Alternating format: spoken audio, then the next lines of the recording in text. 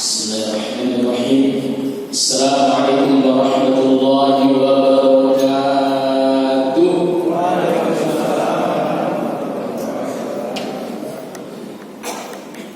Gimana kabarnya semuanya?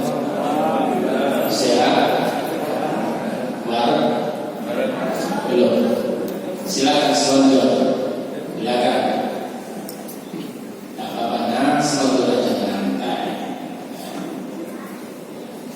Terutama yang muda-muda. Alhamdulillah. Alhamdulillah alladzi farada as-siyam. Alladzi farada as-siyam ala ummati Muhammad kama kutiba 'ala alladziina min qablikum la'allakum tattaqun. Walhamdulillahilladzi anzala as-sakinata fi qulubil mu'minina liyazdadu imanan ma'a imanihim. Wassalatu wassalamu ala asyrafil anbiya'i wal mursalin wa ala alihi wa sahbihi ajma'in, amma ba'du. Para jamaah sekalian, rahimani wa rahimakumullah. Rasulullah sallallahu alaihi wasallam bersabda, "Likulli syai'in zakatun." Pada tiap-tiap sesuatu itu ada zakatnya. Wa zakatul jasadi as-shaum. Sedang zakatnya badan kita, jasad kita itu adalah puasa. Lalu kemudian dalam hadis tadi Rasulullah Muhammad sallallahu alaihi wasallam bersabda, "As-siyamu nisfus sabr." Puasa itu separuh dari kesabaran. Bagaimana tak sabar? Sakjane luwe. Istri panjenengan semuanya sudah masak, monga-monga itu ngene. Wah, itu gimana gitu? Akhirnya kemudian sabar, kenapa? Belum waktunya. Ada minuman yang seger, pakai sing doyan es mbok, itu kudu bikin kita ini apa? Ngelak. Itu tapi sabar. Apalagi kemudian istrinya yang masih muda, kinis-kinis. Tapi ya sabar. Paham itu ya? Iya. Maka benar puasa itu adalah nisfus sabr.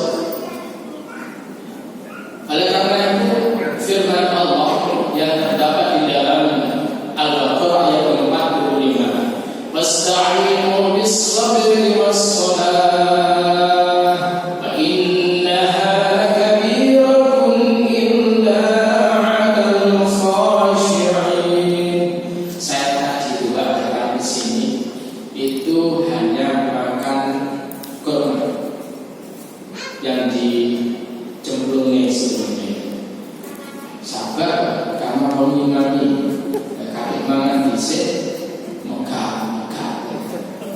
maka tanggung jawab itu komandan nanti. Tidak tahu saya nanti dijawabkan kemana.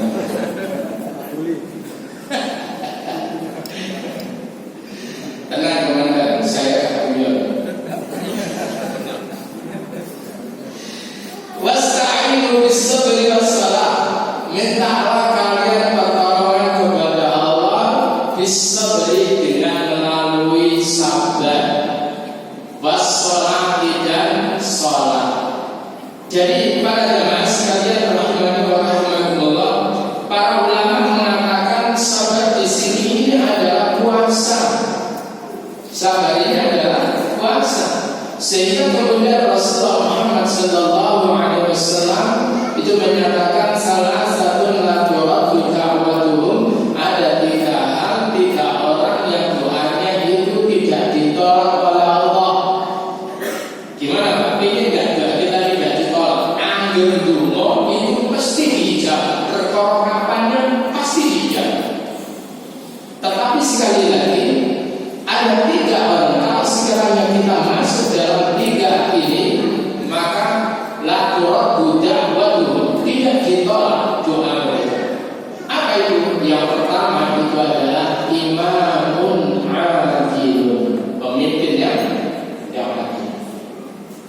kalau pemimpin yang adil itu kemudian dungo, wow, itu akan dijawab oleh Allah Subhanahu wa Ta'ala.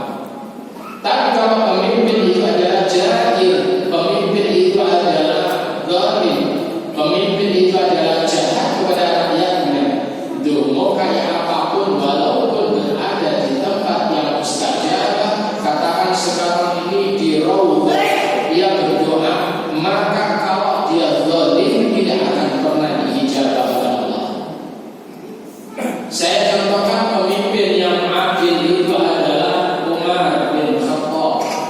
Ketika beliau tersebut itu menjadi khalifah, maka beliau tersebut selalu mengadakan ronda untuk meneliti bagaimana rakyatnya, apakah rakyatnya terpenuhi kebutuhan hidupnya. Bukan berpikir rakyatku dipajakin apa ya, tidak begitu. Tapi bagaimana kemudian rakyatku apakah sudah terpenuhi kebutuhannya. Maka ronda malam-malam itu beliau tersebut itu berupaya bagaimana tidak ada orang yang mengetahui bahwa dirinya adalah seorang khalifah. Atribut kekhalifahan itu tertutupi. Begitu kemudian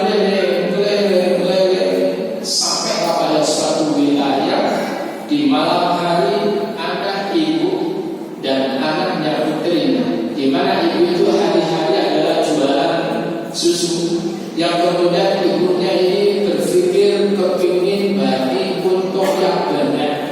Nah,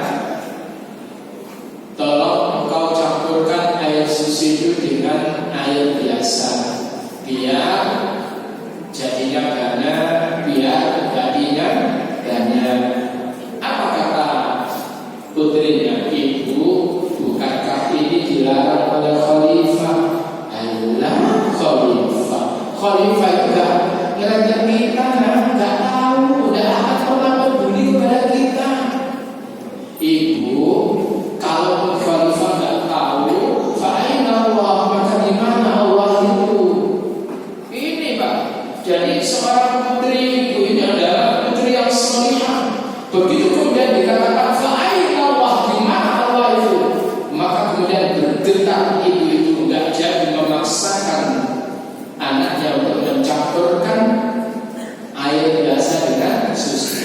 Nah, para pengoplos itu tidak akan pernah terjadi pertalite dioplos kemudian jadi pertamax kalau mereka itu adalah orang yang merasa diawasi oleh Allah. Memagri laut tidak akan pernah terjadi manakala mereka itu adalah orang yang merasa diawasi oleh Allah. Melengsek gunung tidak akan pernah terjadi manakala mereka itu merasa diawasi oleh Allah Subhanahu wa Ta'ala. Para jemaah sekalian, ihsan itu adalah buah kematangan keimanan seseorang. Ketika orang tersebut itu keimanannya kokoh, bagus, maka tumbuhlah apa namanya ihsan itu. Apa itu ihsan? Anta'budallaha ka'annaka tarahu fa illam takun tarahu fa innahu yaraka. Jika engkau beribadah kepada Allah seolah-olah engkau melihat Allah, tapi jika engkau tidak melihat Allah, sadari betapa Allah itu selalu melihat engkau. Ini perlu. Jadi ketika orang itu merasa diawasi, dikuntit oleh Allah Subhanahu wa Ta'ala, wallahu muhit, Allah itu adalah zat yang mengintai, meliput segala apa aktivitas apa yang dilakukan oleh seluruh makhluknya. Allah itu tahu.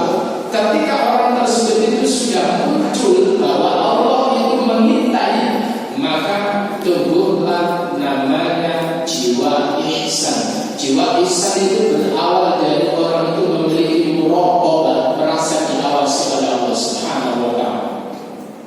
Para jemaah sekalian rahimani wa rahimakumullah. Jadi ketika pemimpin itu adil, baik itu pemimpin dalam suku kecil, kita ini adalah kullukum ra'in kata Allah. Setiap kalian itu adalah pemimpin. Dan kullukum mas'ulun an ra'iyati, setiap kalian akan ditanya oleh Allah tentang kepemimpinannya. Seorang ayah, seorang laki-laki suami, ar-rijalu qawwamuna 'alan nisa, adalah pemimpin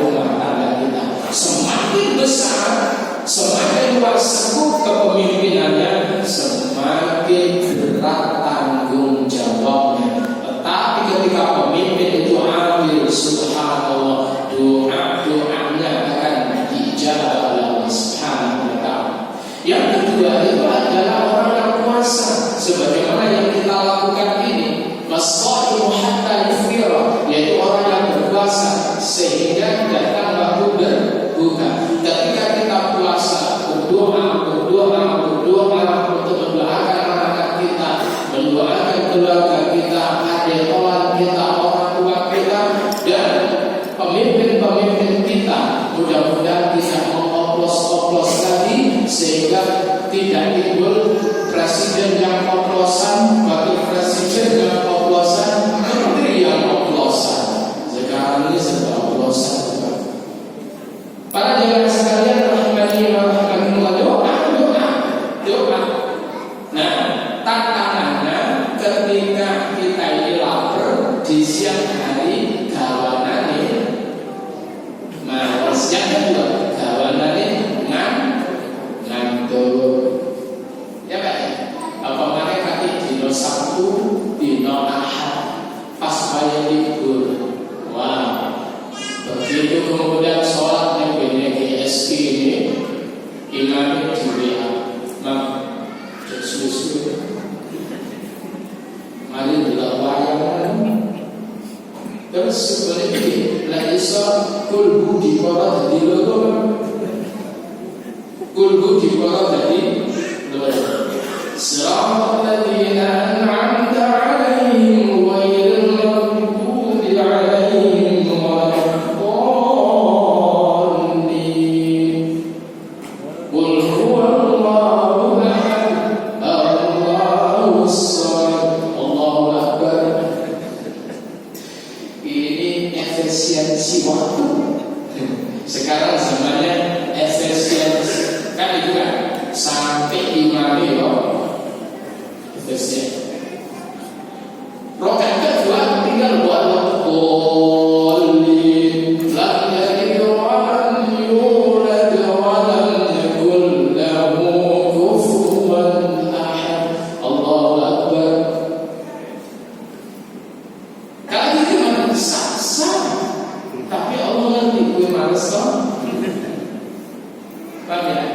Nah, para jemaah sekalian rahimani wa rahimakumullah. Jadi ketika kita ini puasa, doa kita itu mustajabah. Misal kita ini basa Jawane kupas awak dhewe mandi.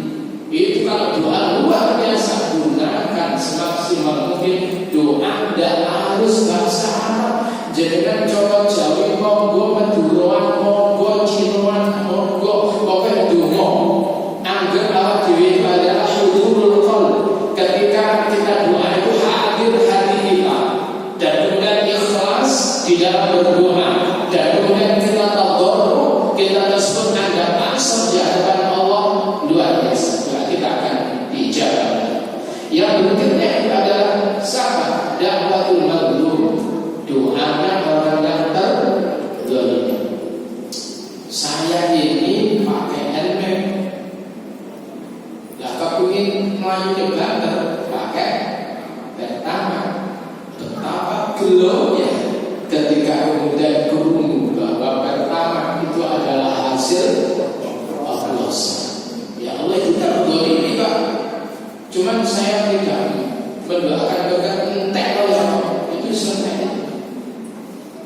Terus negeri kita ini saturan, kita doakan mudah-mudahan mereka berkali hidayah, bertaubat, terus mereka diminti mereka diminti.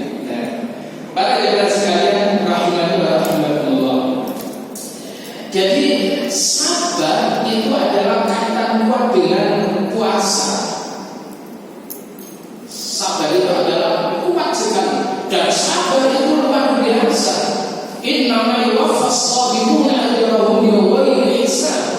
Innama yuwaffa, sesungguhnya akan disempurnakan as-sabiruna, orang-orang yang sabar itu. Apa yang disempurnakan? Ajrahum, pahala mereka, bighairi hisab, dengan tanpa perhitungan. Kita sabar di dalam menjalankan perintah, sabar di dalam menjauhi larangan Allah, sabar. Kemudian sabar dan musibah ketika kita tertimpa musibah. Ketika kita ini sabar, sekali lagi Allah akan menyempurnakan pahala kita. Dan innallaha ma'as-sabirin, sesungguhnya Allah seperti itu sangat bersamai terhadap orang yang sabar. Para jemaah sekalian, kalau istrinya meninggal dunia, sabar. Nek rapi. Kan gitu. Halo? Kan gitu. Nah, perlu diketahui hampir seluruh para sahabat Nabi tidak ada yang meninggal dunia dalam kondisi duda. Pengumuman. Jadi tidak ada para sahabat Nabi yang ketika meninggal dunia mereka di dalam kondisi duda. Nah, sedang kemudian mengistrikan meninggal dunia dan duda lo meneh. Komandan siapa untuk mengawal? Para jemaah sekalian, yang terakhir ada Rasulullah Muhammad sallallahu alaihi wasallam bersabda, ajaban li amrul mukmin, sangat mengagumkan perkara yang ditangani oleh orang yang beriman. Inna amrahu kullahu khairun, sesungguhnya perkara orang yang beriman itu semuanya endingnya adalah baik, dan tidak akan pernah terjadi hal itu kecuali yang menangani, yang menghadapi itu adalah orang yang beriman. Bagaimana kata Rasulullah sallallahu alaihi wasallam, in asabahu sarra, apabila menimpa kepadanya hal yang menyenangkan. Apa yang menyenangkan? Anak menyenangkan, berbakti, cucu-cucu itu kemudian menyenangkan, berbakti, lalu kemudian istri wis ayu, kadang lisan salihah, ahli ibadah, sing kelas itu kan kemudian gak pakai ayu berapa? Nah, para jemaah sekalian, itu kemudian istrinya itu cantik, salihah, sabar lagi, maka kemudian syakar, dia bersyukur kepada Allah Subhanahu wa taala.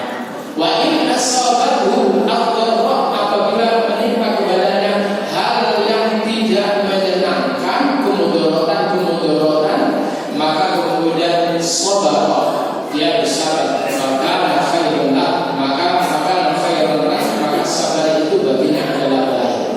Sabar, rawahu Muslim. Oleh karena itu, ancaman Allah bagi orang yang tidak bersyukur akan nikmatnya, bagi orang yang tidak sabar akan ujiannya, bagi orang yang tidak ridho akan keputusannya, maka Allah yang murka sebagaimana hadis qudsi, man lam yashkur bi ni'mati, sing sapane wong kang ora syukur terhadap nikmat-nikmatku, walam yasbir bi balai, lan ora sabar kelawan ujian-ujianku, walam yardo bi qada'i, dan dia tidak ridho akan keputusanku, akan pokok